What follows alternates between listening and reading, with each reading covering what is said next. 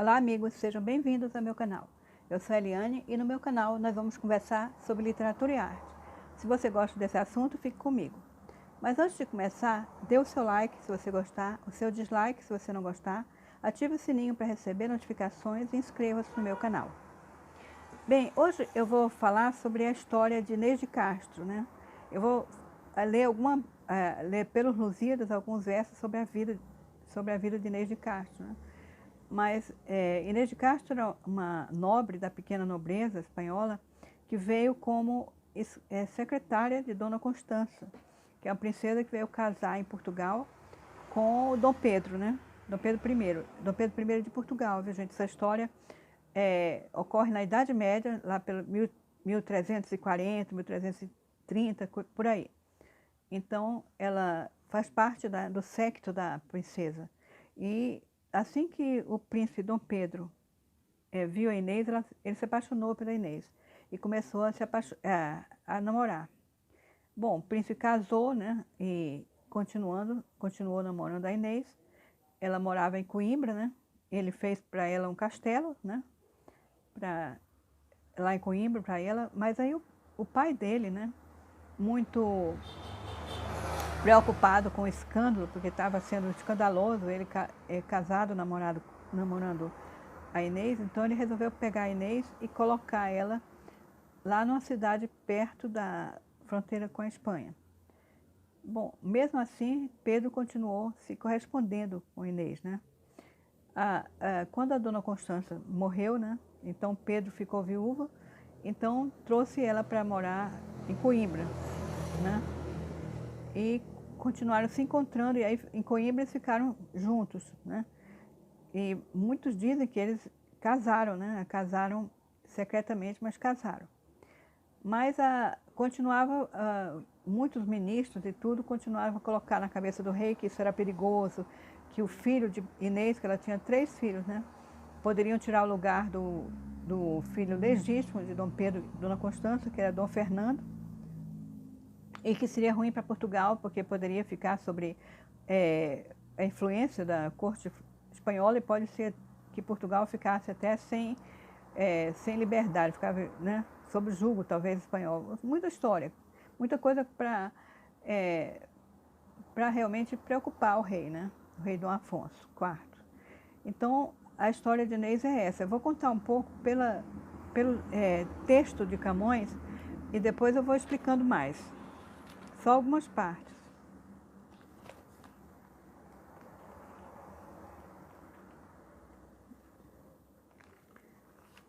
Passada esta tão próspera vitória, tornada Afonso a terra lusitana, a se lograr da paz com tanta glória, quanta soube ganhar na dura guerra.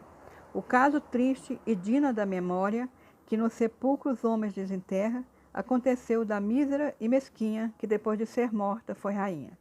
Aqui ele está falando que o rei Afonso IV, né, estava voltando de uma vitória, de uma guerra que ele saiu vitorioso, né, voltando para Portugal. Mas foi aí que, nessa época, né, que aconteceu a história de Inês de Castro, né, que foi a rainha depois de morta.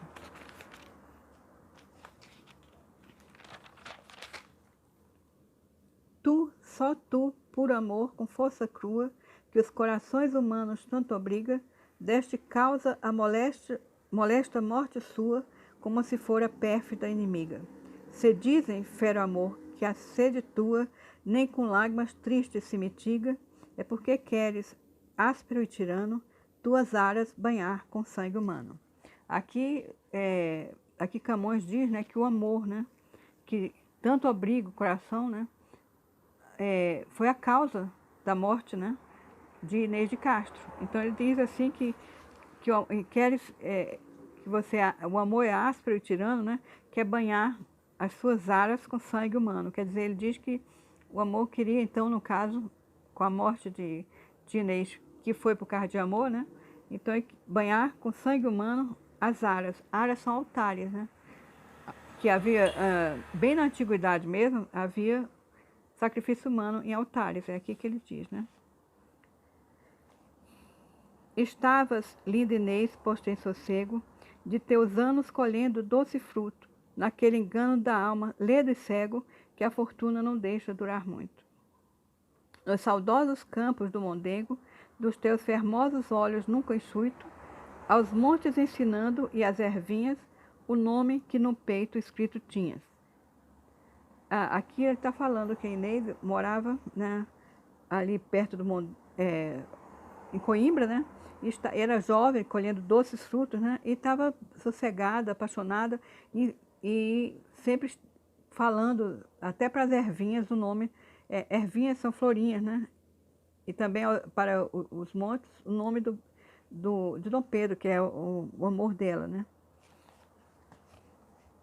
Do teu príncipe ali te respondiam as lembranças que na alma lhe moravam, que sempre ante seus olhos te traziam, quanto dos teus fermosos se apartavam. De noite, em doces sonhos que mentiam, de dia, em pensamentos que voavam, e quanto, enfim, cuidava e quanto via, eram tudo memórias de alegria. E aqui fala que o príncipe também, né, correspondia a esse amor. Cada vez que ela se afastava, né, ele pensava nela, né? Que ele sempre estava pensando nela, assim como ela pensava nele, ele também.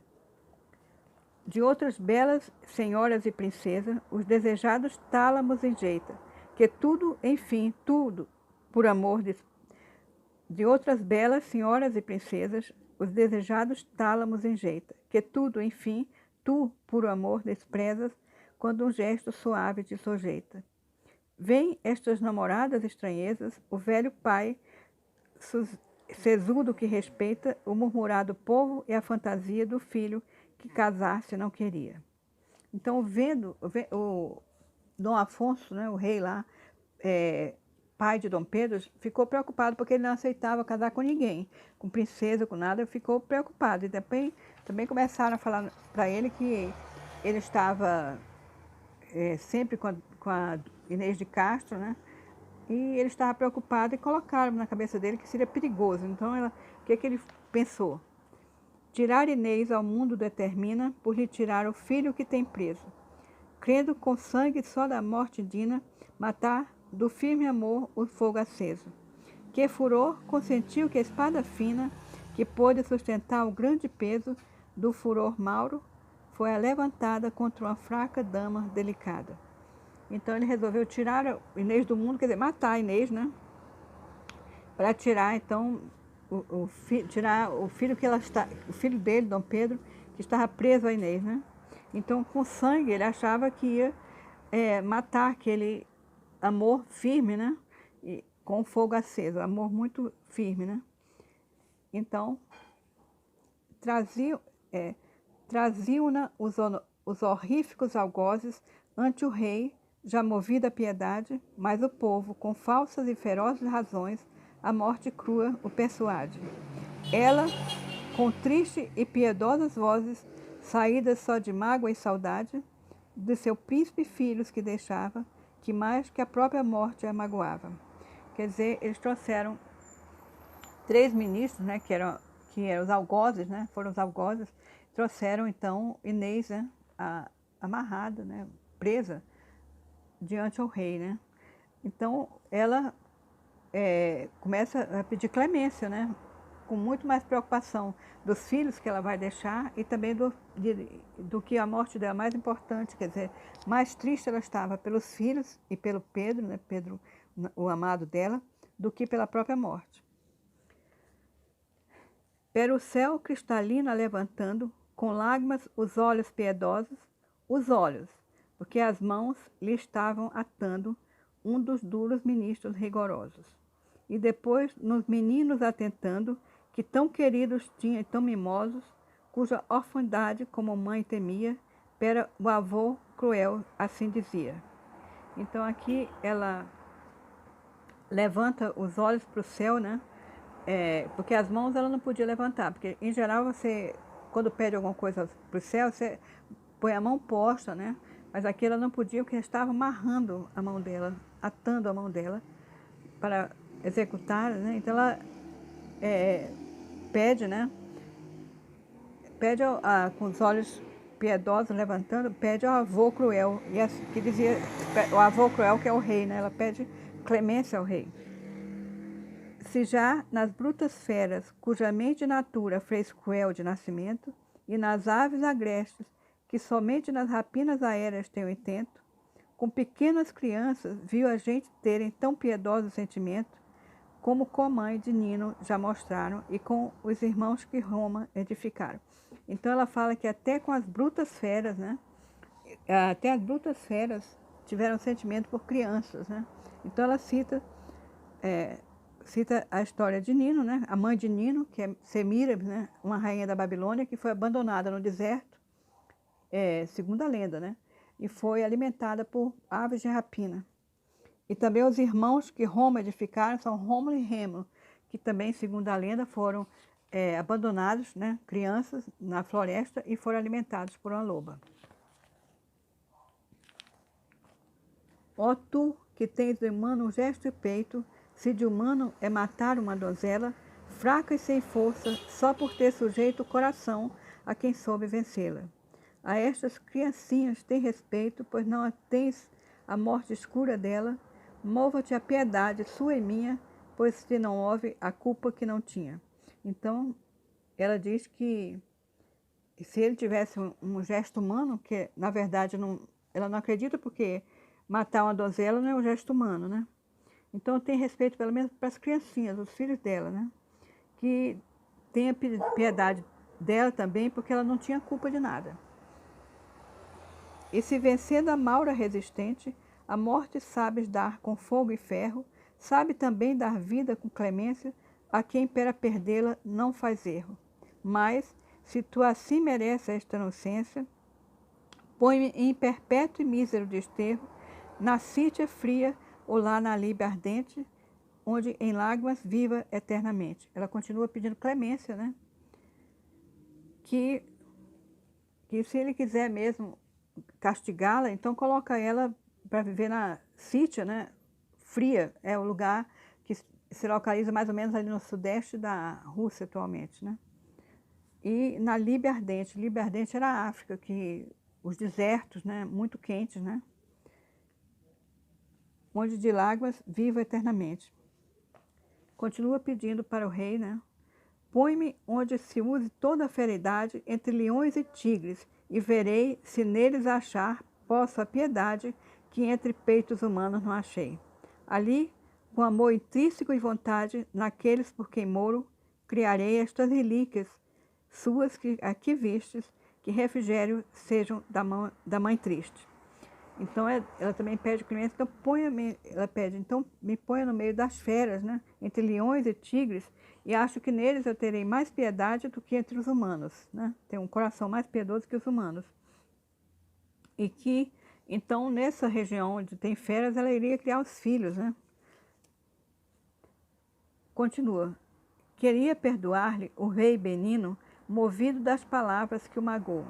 Mas o pertinaz povo e seu destino, que desta sorte o quis, não lhe perdoam. Arranco das espadas de aço fino os que por bom tal feito ali apregou. Contra uma dama, ó peitos carniceiros, feros vos amostrais e cavalheiros? Aí, quer dizer, ferozes contra uma dama, né?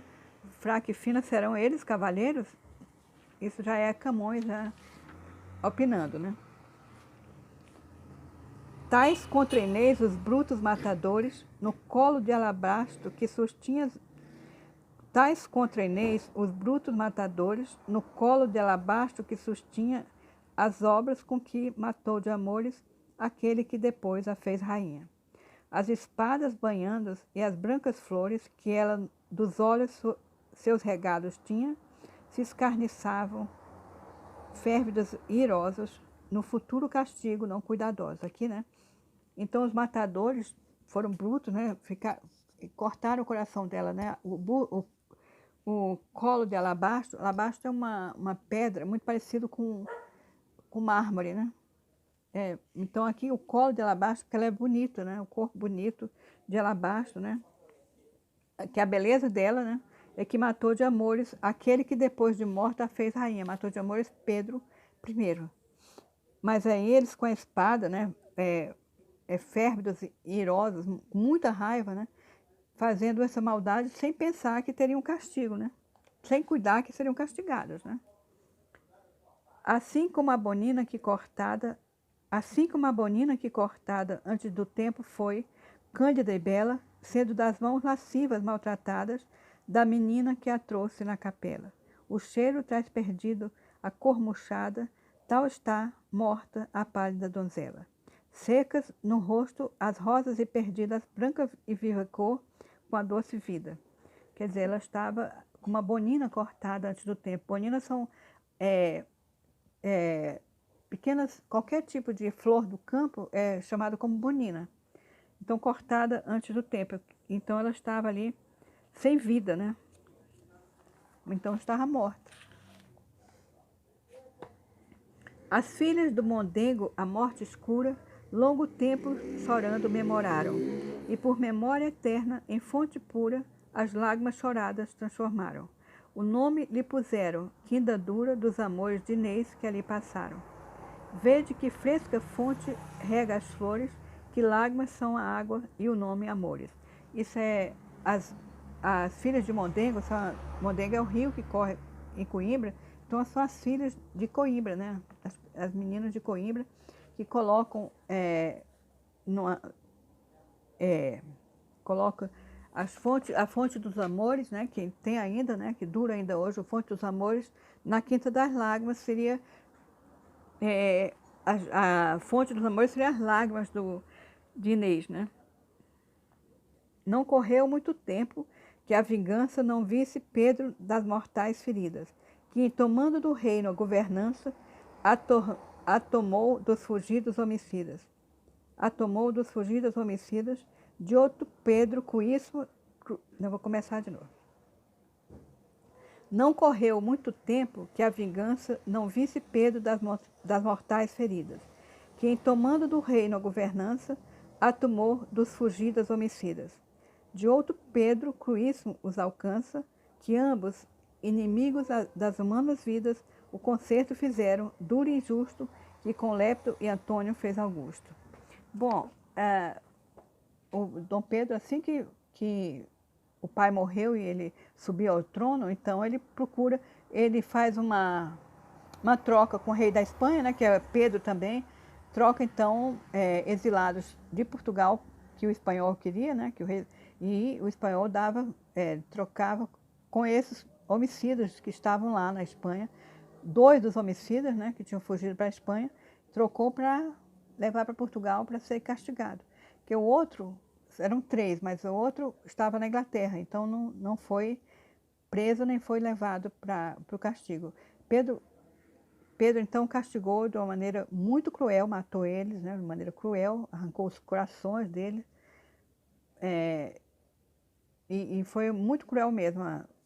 E depois ele mandou buscar em Coimbra os restos mortais, né, de Inês, e colocou ela coroada, né, como rainha, e que obrigou todo o pessoal da corte a beijar a mão dela. Então é por isso que foi rainha depois de morta. Bom, mas é curioso saber o que aconteceu com os filhos de Inês. Algum deles subiu ao trono? Não. Não subiu porque foi considerado que os filhos de Inês eram incestuosos, eram incestuosos, né? Porque o Pedro I era primo de Inês de Castro, então não podiam subir ao trono porque eles eram fruto de incesto, né? E quem subiu ao trono, na verdade, foi o filho de Dona Constança, Dom Fernando, né? E a história termina por aí, né? Mas é uma história muito bonita, né? Espero que vocês tenham gostado. E se vocês gostarem, então continuem me assistindo no meu canal. Muito obrigada e um grande abraço.